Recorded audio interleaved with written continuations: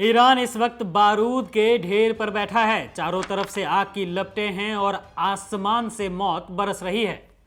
आज पूरी दुनिया की नजरें तेहरान पर टिकी हैं, क्योंकि वहां जो कुछ भी हो रहा है उसने न सिर्फ पश्चिम एशिया बल्कि पूरी दुनिया की धड़कनें बढ़ा दी हैं।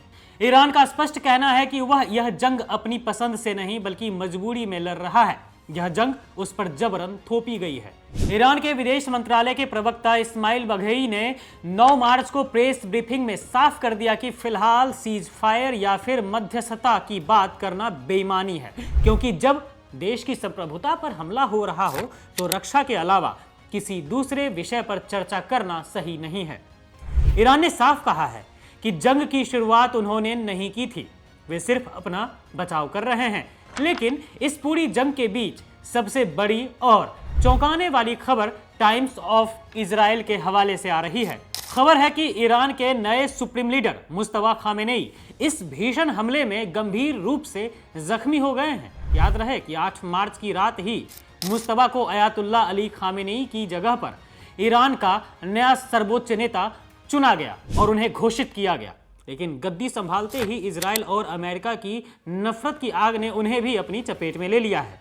मुस्तफा का जख्मी होना ईरान के लिए एक बहुत बड़ा झटका है, क्योंकि वो न केवल अली खामेनेई के बेटे हैं बल्कि लंबे समय से ईरान की सत्ता और फैसलों के पीछे का असली दिमाग माने जाते रहे हैं। दोस्तों, इजराइल और अमेरिका ने मिलकर जिस तरह से ईरान के नेतृत्व को निशाना बनाया है, उसने साफ कर दिया है कि यह जंग सिर्फ जमीन की नहीं बल्कि एक पूरे राष्ट्र को खत्म करने की साजिश है।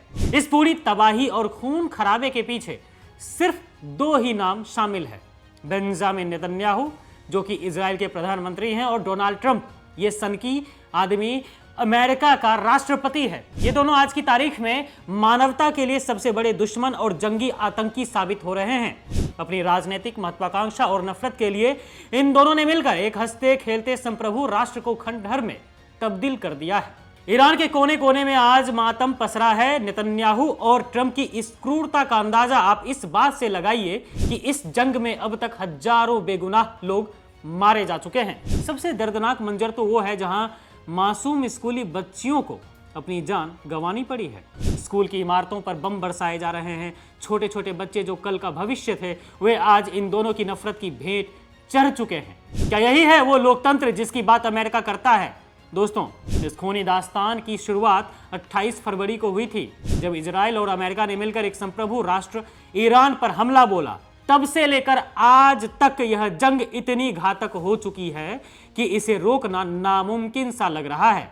ईरान में न सिर्फ इंसान बल्कि पूरी प्रकृति मर रही है। न्यूक्लियर विंटर का असर साफ दिख रहा है। आसमान से तेल की काली बारिश हो रही है, मिट्टी जहरीली हो चुकी है और पशु पक्षी तड़प तड़प कर दम तोड़ रहे हैं। नेतन्याहू और ट्रंप की इस खतरनाक जोड़ी ने दुनिया को विनाश के कगार पर लाकर खड़ा कर दिया है। मासूमों का खून इनके हाथों पर लगा है और इतिहास इन्हें कभी माफ नहीं करेगा। जंग अभी भी जारी है और हर बीतते पल के साथ ईरान में लाशों का ढेर बढ़ता ही जा रहा है।